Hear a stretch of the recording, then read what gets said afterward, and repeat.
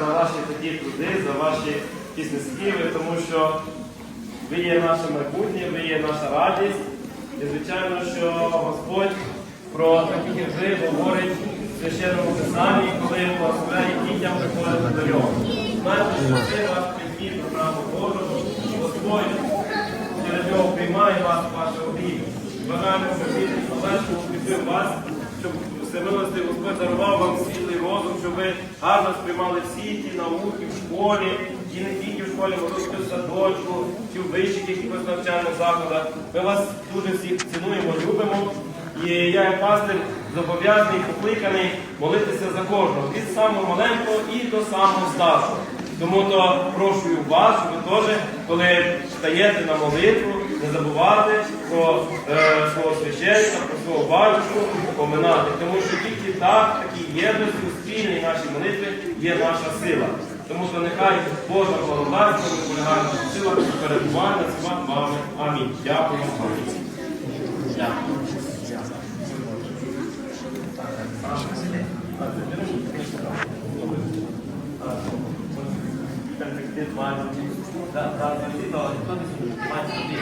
Хто ж змінює, ні? Давай важко змінити. Добре? Отак, оце. Дякую, дякую, дякую.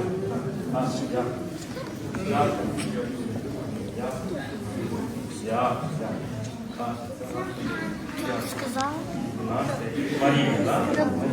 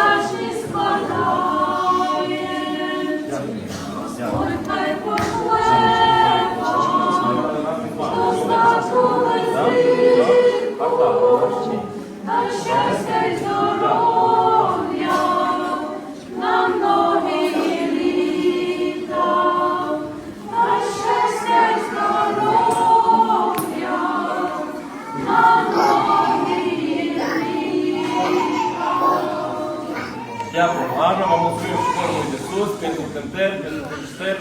Bunul Dumnezeu să vă întărească și pe voi, să trăiți mulți ani.